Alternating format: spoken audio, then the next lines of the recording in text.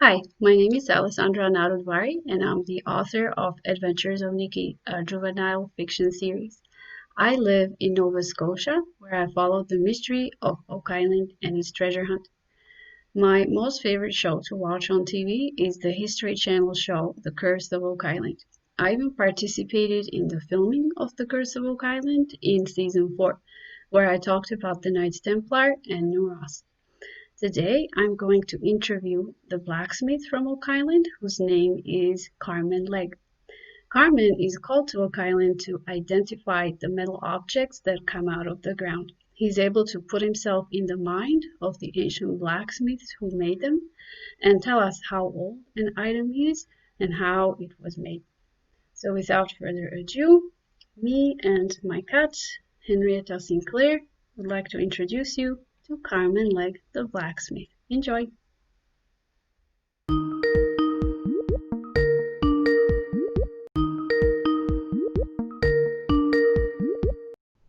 Hello?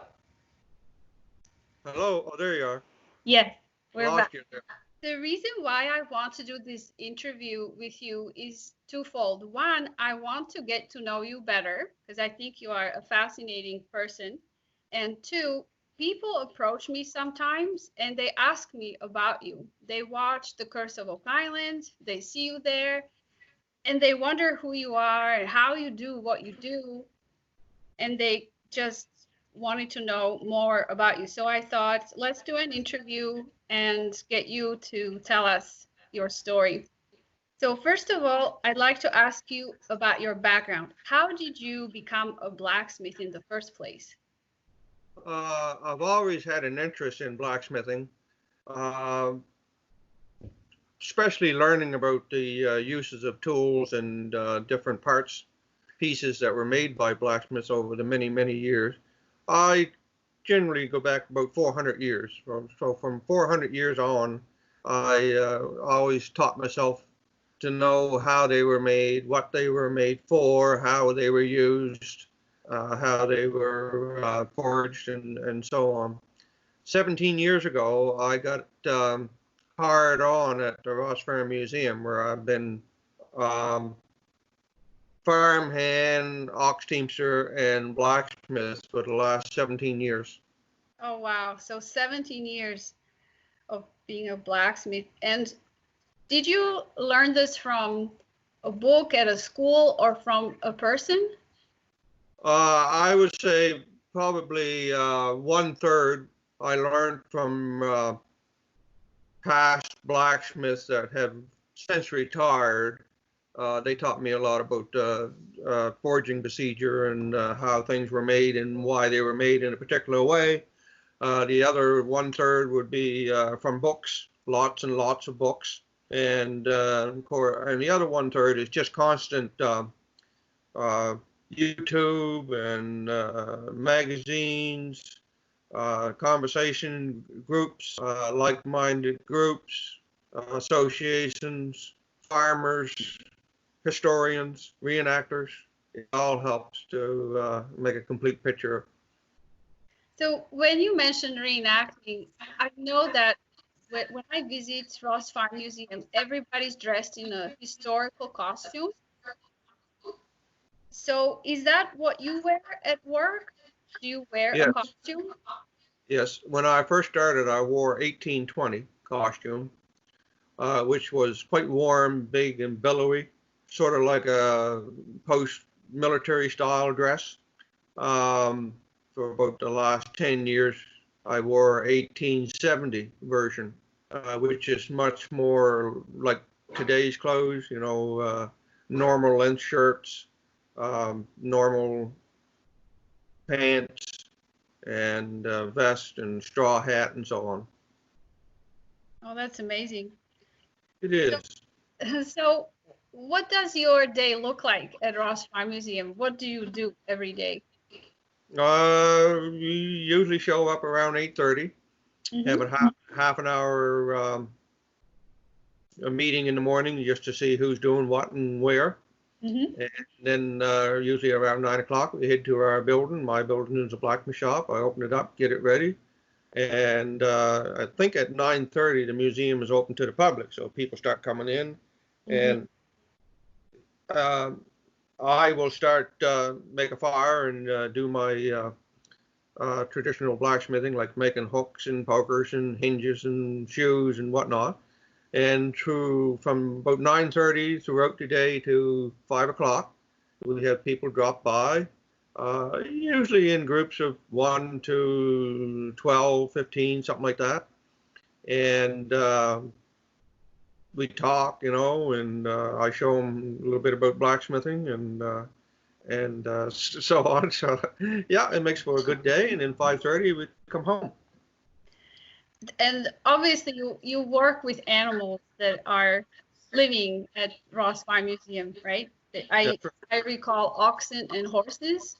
yeah, yeah. And plus we got sheep and pigs and chickens, horses as well. So you have to have a way with the animals too, so that they don't kick you or bite you. Oh yes, yes. Yeah, my main thing was the oxen. I wrote a book back in 2010 called Oxen, Their Care, Training, and Use, and it's how to use oxen using the French and German method. So we don't use bow yokes like the Americans or the English used to use. We used a head yoke. So I did that for the first few years, yes. And do you teach others how to become a blacksmith? Oh yes, yes. I've taught people from Alberta, Vermont, New York, um, all the maritime provinces here, and in different places. Yeah, BC, Ontario, and we do offer classes, different types of classes like leather work and woodworking and making shoes, shoeing oxen, yokes, learning how to use oxen, how to care for them. We offer all those workshops, classes there, and I enjoy the teaching part of working at the Ross Farm, and I hope to do more. Are your students mostly men? 65, 70% are, and the other 30 or 35 are women. What do women want to make or craft out of metal? They want to know the basic procedure for doing artwork. So that would be like stems of flowers, leaves, hooks for the home, pot hangers, stuff like that. And the men more or less want to know about hinges and hooks and things like that. So if somebody wanted to learn from you, they can get in touch with you, and then it goes from there? They can, but it would be better if they contact the Ross Farm Museum directly. Right. That way they can set up, schedule, and advise them of the cost. Right. So I've always been fascinated or intrigued by the word blacksmith. Can you tell me what's the meaning of the word blacksmith, and why is he called a blacksmith? Well, if you break the word down, blacksmith, the word black is because I work with the black metals, such as iron and steel. I work with coal, which is black. I work in a building, which is black. At the end of the day, I'm black. And so it's that's where the word black comes from. The word smith comes from the word smite. It's sort of sort of translated into the word smith, but originally it was smite. Smite is hit. So anytime you're reading a historical novel or a Bible or whatever, you see the word smite, it means hit.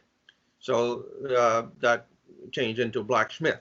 There are also whitesmiths. A whitesmith would work with gold and silver and tin.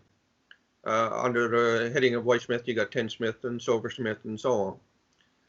A redsmith, he would work with copper. Sometimes redsmiths were called brownsmith, but not too often. They were more called redsmith. But you don't hear too much about whitesmith because the common man didn't need a lot of stuff made out of gold and silver. One thing, they couldn't afford it, but they needed blacksmith's skill and trade to make the common everyday hardware out of iron and steel that they required to do their normal daily living. Right. It's not something they could just buy in a store. It had to be made. locally. That's right. All of it would have to be made, yes. And in the beginning, the blacksmith would forge the items, and then a blacksmith, if he wished, he could um, specialize in a foundry. And then when a foundry would make specialized cast iron materials like frying pans or cauldrons or what have you. So you mentioned that you work in the dark, or in a black forge. So why does a blacksmith work in the dark? How can you see what you're doing? Well, when iron and steel heats up, it changes color. So it starts off with sort of a dull brown, then it'll turn to red, orange, yellow, and white. Um, Orange, yellow, and white is probably can be seen in normal daylight, but for the dim red and bright brown and dim orange or whatever, that's a certain heat that you would need to do certain procedures in blacksmithing. And in order to see it, you have to make your shop black. So the shop is created dark just for that reason, so I can see when the color changes are starting to happen. Oh, that's amazing. So just by the color, you can tell how hot it is and what you can do with it. Yes, it tells me when I can do certain things to the metal. Sometimes the blacksmith shops would have windows, but sometimes that would let in too much light. So we would draw blinds or in some way cover the windows to make it even darker so I can see the color change even quicker. Wow. What are some of the special items that you've made or forged? I think you have made replicas of some historical items. Yeah, we make a lot of reproduction items for other historical homes or museums or anything that people want reproduced exactly the way the original was, even though the original might be quite rusted and corroded and so on. We can reproduce the exact same thing using the exact same methods that they used back then. My specialty is making ox shoes and shoeing oxen. So half of my time I'm spent doing that, plus other related items dealing with oxen and horses. And that is specializing in farming and forestry as well. But I do other things such as hinges and hooks and pokers and puzzles and games and all kinds of whatever comes along. Whatever comes along. Yeah. The last time we spoke, you mentioned that you made enormous hinges for the Halifax Citadel. Yes, for the Citadel Hill. How big were they? Can you tell me? Oh, that was quite a few years ago, but I'm going to say they were probably 3.5 feet long, 3 inches wide. Oh my. Maybe half inch, 5/8 inch thick.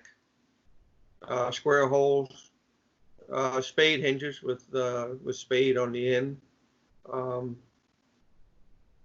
If I remember, I think they had a 3/4 inch eye for the pintle. They were heavy. They were heavy. And you made that all by yourself or with another blacksmith? Oh, no, you have to have a striker to help you. A striker? A striker is somebody that is a blacksmith's helper or apprentice. Oh, okay. Yeah, no, it would be too large to do. For me, anyway, I don't have that much power. Too large an item to do alone. Right.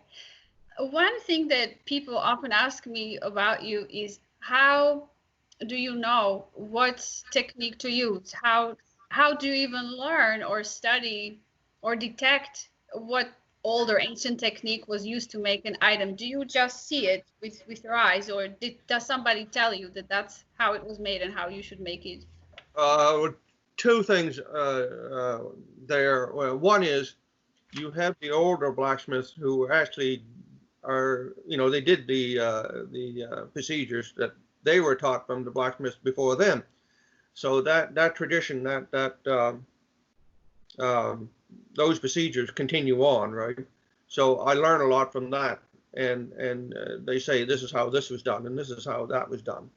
The other part of it is, since you have some blacksmithing knowledge about the procedures, when you see an item that came out of the ground or somebody brought to you, just by looking at the way it was beat, the way it was shaped, where it was hit, the marks on the iron, you know which procedure came first, second, and third, and so on, and how it was formed.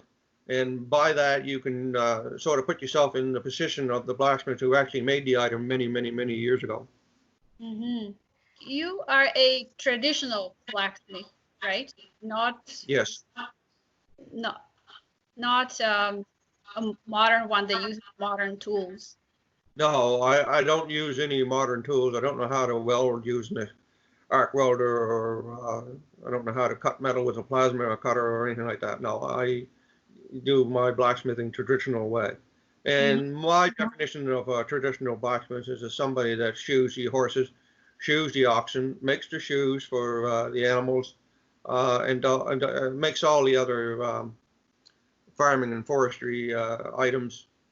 Well, we're not really farming and forestry, but not limited to that. But any traditional iron items and steel items that would be used in the last 400 years.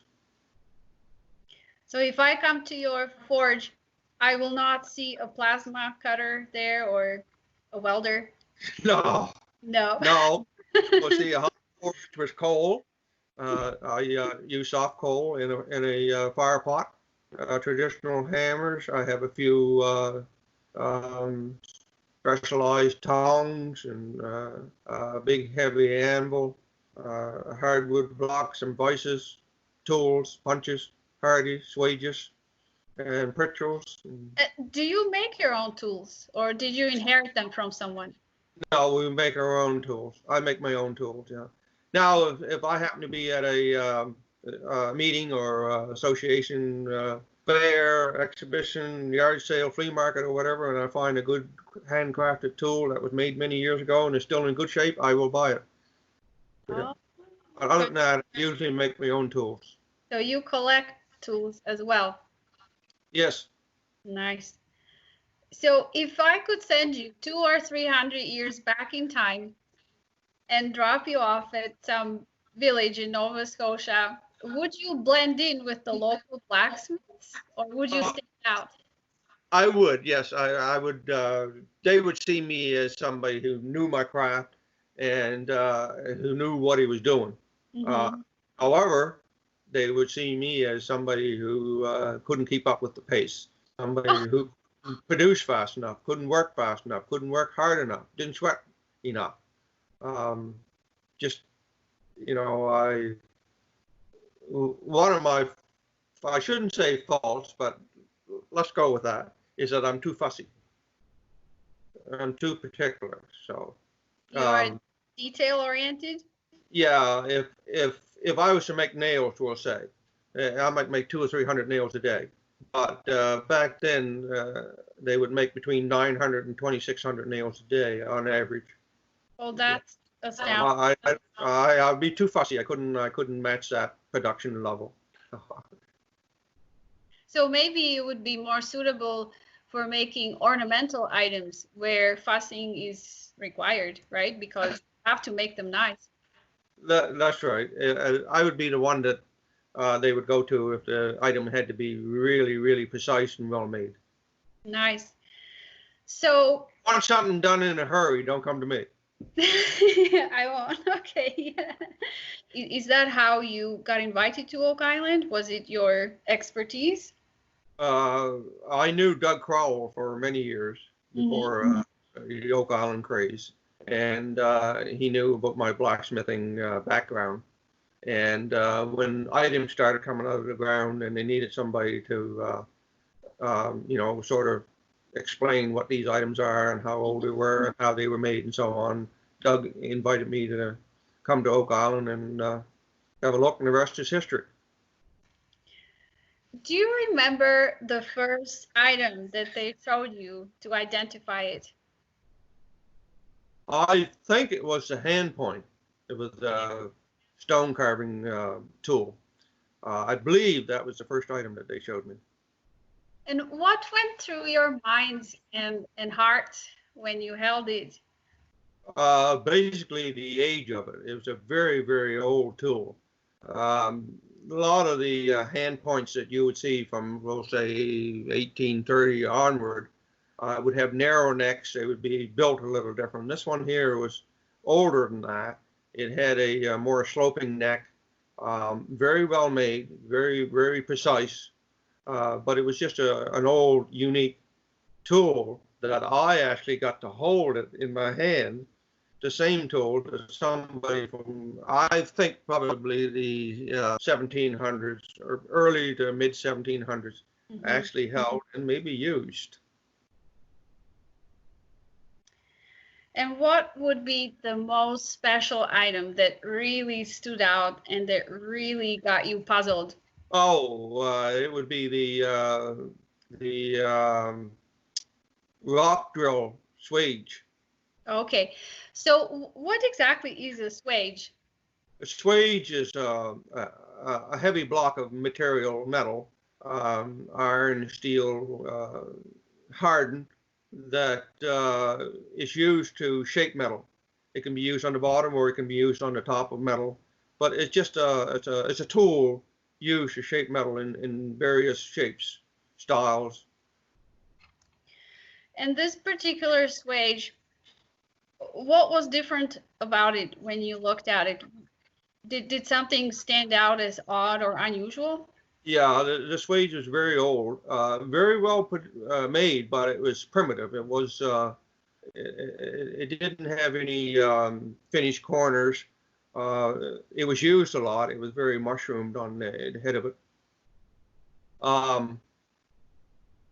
You could tell it was made by a blacksmith or a tool maker that didn't have a lot of experience as to how the hammers react. So it was very old. I would say, in my opinion, it was before 1600s, just because of the construction of it and just because of the when the Industrial Revolution took off, they realized how hammers, when they're under impact, when you're using a hammer, they knew how it would react. This hammer was made in such a way they did not know really about the mechanics of hammering. And do you think it was brought to Oak Island from another place, or was it forged locally here? Oh no! It was brought over from Europe somewhere. Yeah. Okay. And have you ever seen a similar swage somewhere, like a photo of a swage from another country? I have, but again, it was a more modern swage, and the eye was instead of round, it was elongated. The width from the eye to the outer surface was thinner, but it was also thicker in the other direction. It was the more modern rock drill sharpening swages would have smoother edges, contoured, beveled, shaped in such a way that it would be accurate. This swage wasn't extremely accurately made. Do any of these artifacts on Oak Island bear a blacksmith's mark, some way to identify who made them? No. Most of the iron and steel items that a blacksmith made, including tools, did not have a maker's mark on them because, say you was from 100-mile area or 100-mile region, every blacksmith within that area would know just by looking at the item who made it. You didn't need a maker's mark. The item itself would, another blacksmith could tell who made that item. So there was no need of maker's mark. But the thing is, after several generations, they don't know who made these because they're all dead now, right? But among the blacksmiths at the time that the item was made, every blacksmith would know who made it. Based on the artifacts that you saw from Nova Scotia or farther away in North America, would you say that these artifacts on Oak Island are from North America, or do some of them look like they came from Europe? A lot of the older tools, in my opinion, definitely came from Europe. And some of the tools point to French origin.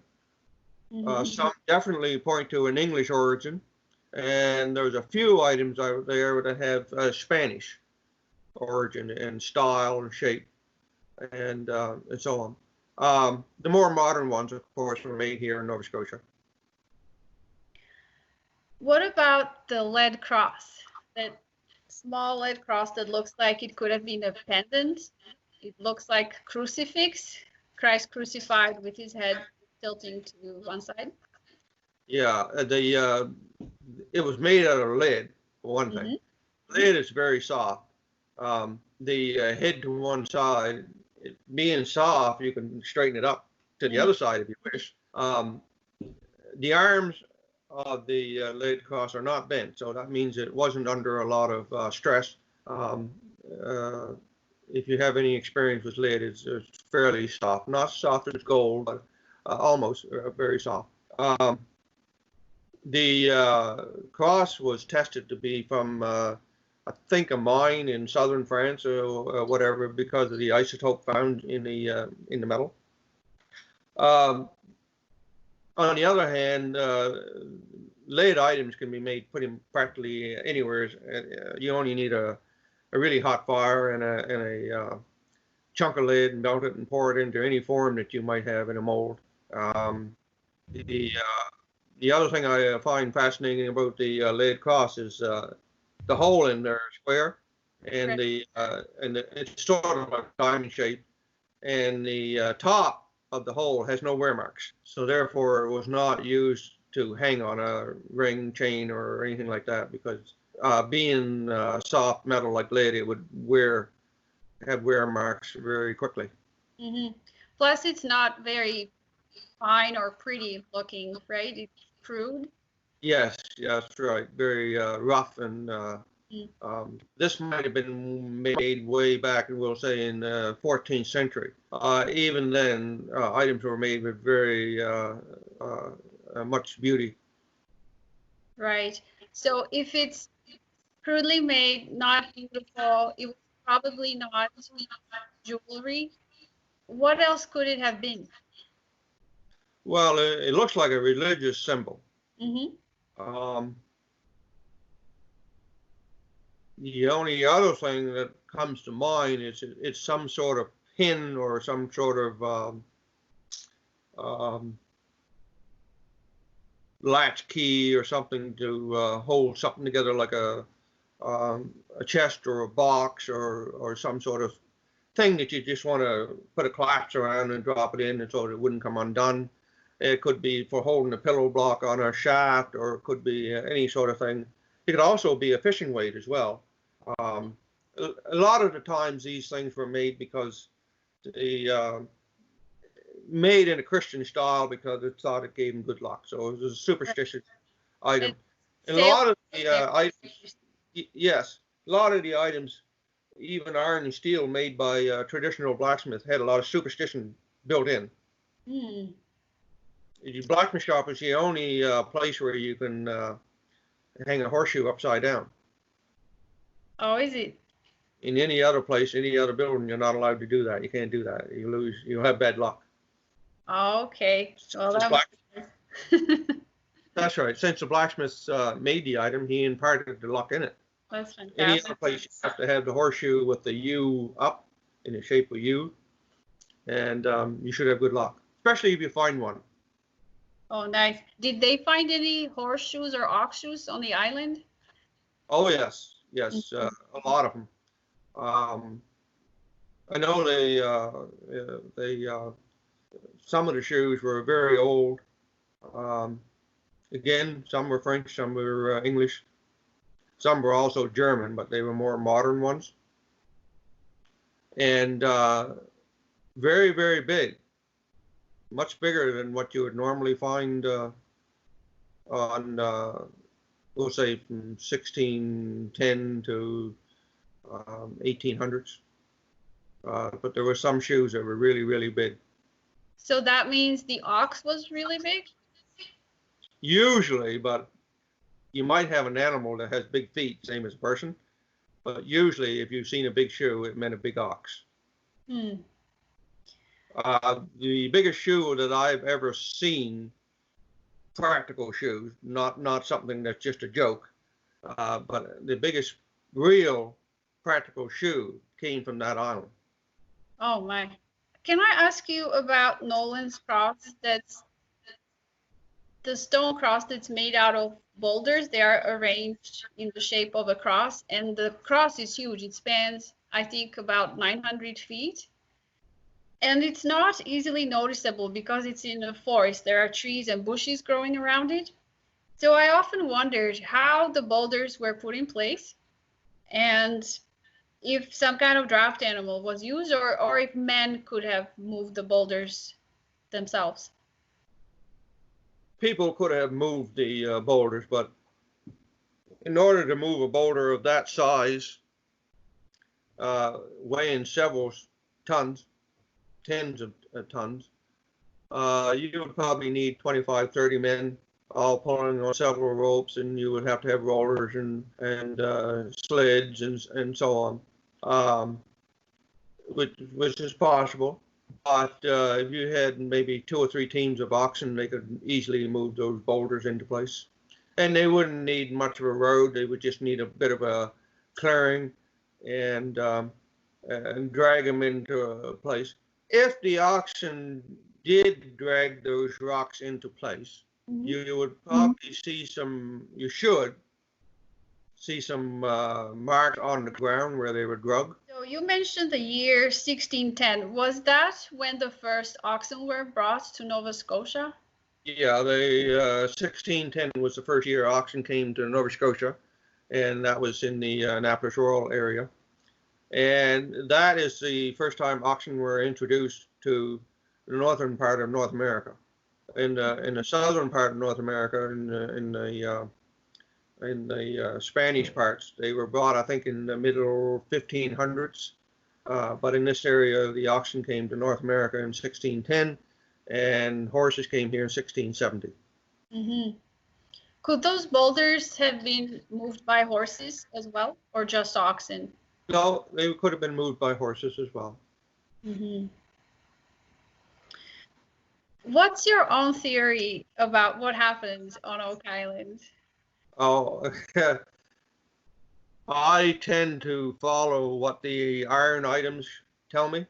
Okay. And I've only been to the island maybe half a dozen times, but by all the items that they showed me, and I probably we'll say 50 items, I would say I definitely have no idea. I have no idea what was going on. I think there was different operations there. It wasn't one operation, it was several operations, probably over different decades or maybe even centuries. What about the nationality of the men that did this? Do you think they came from a country that you can identify based on those tools that they left behind? The iron items that I've seen there indicate French, Spanish, and English. French. The German ones, I understand the German ones because the shape and style and the manufacture of the German items that was found on there, I know are from the later time period when the immigrants came to the area. But the older items are indicative of French, Spanish, and English. And the one definite thing I know was going on the island was some sort of mining or tunneling or that type of activity. There's a lot of tools indicate that. That would be the swage, rock hammer, yes, and the hand point, right? You mentioned. And hand point and picks, digging tools, that sort of thing. And was it a small tunneling operation or something more major? No, it was the tools indicate there was probably 100 to 150 men working over a 3-month period. That's how many men it would take to dig a major tunnel under Oak Island. So that's a lot of men, even just to transport them to Oak Island, to feed them. a lot of work. That's a lot of hard work. Yes, that's a Right. lot of these men had to be fed, and housed in such or some way. Yeah, but the tools indicate that amount of work. And you'd think that when they were finished, obviously they concealed whatever they were working on. Then they went home. Didn't they talk about their adventure to their wives or girlfriends or neighbors? You would think so, that there has to be some oral history or even written history about the activity on Oak Island, unless it was, Unless. unless it was some activity that they didn't wish people to know about. Mm-hmm. Right. Maybe it was an organization or some brotherhood that was used to going on missions and doing secret things. In that time period, it wasn't hard to um, keep secrets, because if you told, you died. Uh-oh. All right. Yeah. If, That's if, food if you for knew, thought. if you knew you was going to be put to death if you told, that would usually work. Mm-hmm. And do you think that when they made this tunnel or tunnels, there could be more than one on Oak Island, that they did it to mine precious metals like gold or to hide something in the tunnel? I really don't know. Hmm. I really don't know what the purpose of the mining or the tunneling or the digging was. I just know that there was a fair amount of it done on the island. For what purpose, I have no idea. And that indicates there would be an entrance to such a tunnel, yes? Oh yes, oh yes. That's what they need to do next, the Laginas. They need to find the entrance. Yeah, but the entrance to mines or tunneling can be horizontal or vertically. Hmm. Which is it? Would money pit count as a potential entrance to Oh the yeah, tunneling system? yeah, oh yeah, for sure. Yeah. Okay, so the money pit could have been the entrance, the way in, and then the tunnel maybe continued under the island some more. Yes, certainly. How would they ventilate such tunnels? How would they get fresh air in so that these men, imagine 100 men digging underground, how do they breathe? Well, after you reach a certain depth, you Hmm. have to have fresh air to continue. So they would create uh, uh, a hot air, cold air conversion draft system down there. So in the lower levels of the pit, they would have a fire going, creating hot air. It would be coal fired or wood fired or whatever. That hot air rising up a certain shaft or a chimney, flue or whatever you want to call it. When the hot air rises because of the hot fire, it sucks cold, fresh air down. Hmm. Was there any trace of such fire found under Oak Island? Oh Like yes, charred, charcoal, oh, charcoal. charcoal, So charcoal, and that coke. so that's actually some pretty good evidence that there was tunneling going on under the island. That that's not just a natural cavity or sinkhole. Yes. You said that Blacksmith was the first magician. Oh yes. Yes. Well, yes. The blacksmiths were considered the first magicians. Um, they could use uh, hard material Hmm. in a fire and shape it into all these tools and items that the common folk or anybody could use. Um, they were sort of mesmerized about the ability to do that. Also, the blacksmiths were very secretive. They wouldn't tell how they made a certain item, because if I tell everybody how I made something, then I don't get the business. Uh, Right. Especially if I specialize in something very unique and only I could do, well then I would be considered um, somebody that magical. Right. Right. It sounds like blacksmiths were very important people in their communities, and that means you are an important person in your community. and at the Ross Fire Museum, of course. And what about the blacksmiths that would have come to Oak Island? I'm sure that the crew that came there, the 100 or 150 men who came to the island to do the tunneling, they must have had at least one blacksmith among them. What do you think? Would he have been an important person, crucial to the mission? Oh yes, yeah. Uh, Without a blacksmith, you just couldn't continue with broken tools or missing tools or tools that you needed and you didn't have. With a blacksmith, you could fix them, you could make new ones, keep the old ones sharp, keep the men going. Let's say there were 100 men working for 3 months. The blacksmith was a busy man. He was a very important, needed. He was very needed. In the community, of course, any developing community would have to have a blacksmith shop and a blacksmith working there. One blacksmith working in a shop could handle maybe a community of 1,000 people. Anything over that, you would have 2 blacksmiths, 3 blacksmiths, and so on as the community got larger. And as the communities get larger, then the blacksmith could specialize into making axes or chain or plowshares or gun locks, whatever. The movies kind of portray a blacksmith as somebody who's beating and pounding iron, takes care of the horses when the cowboy comes along, and so on and so forth.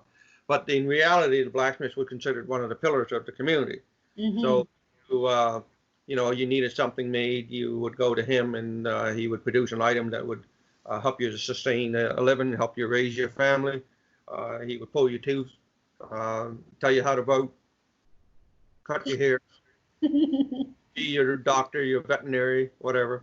Have you made any replicas of the artifacts that you were shown on Oak Island? Yes, I have made a few. I made a replica item for Marty and some items for the crew.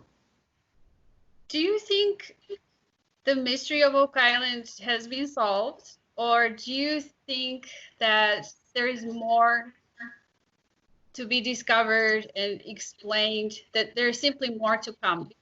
In the minds of certain people, it is already figured out what was going on there and so on. That's just certain people. In my mind, no, they have not figured out what was going on there.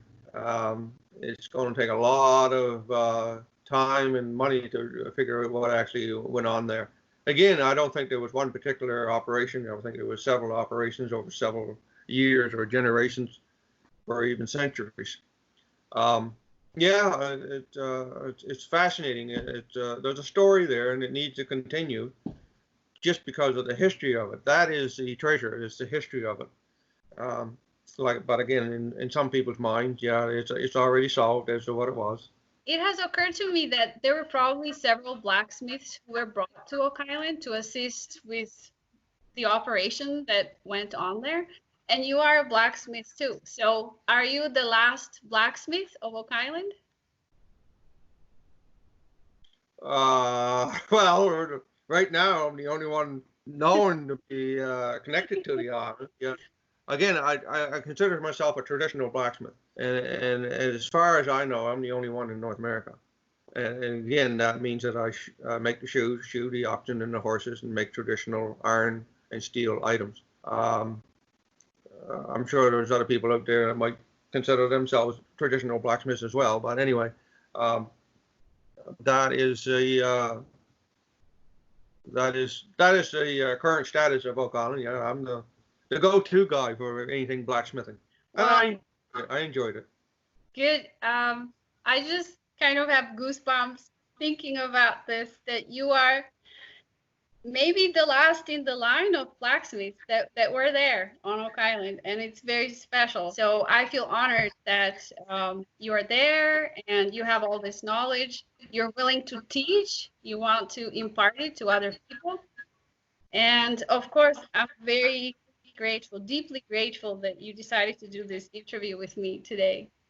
Oh, it was nice. It was fun. Yes, and it is important for me to feel as though I'm passing the skills onward. Hopefully, people will get in touch with you and ask you to teach them. You said something about people from all over the world sending you pictures of artifacts. Since I've been on Oak Island a few times, people from all over North America, usually North America, have been sending me pictures of what is this, how old it is, what was it used for, how was it made, and practically every state and every province. So you are world famous. Well, North American anyway. How does it make you feel? To me, it sounds like you are a private person and now you've had this big exposure. Did it change your life in any way, or is your life the same?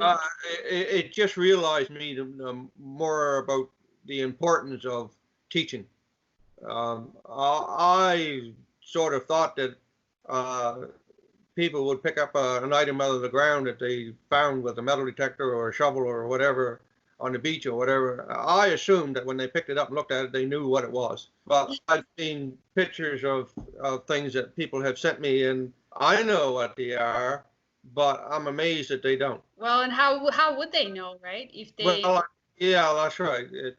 It didn't dawn on me until the show came about that there's a lot of items out there that I could offer information about.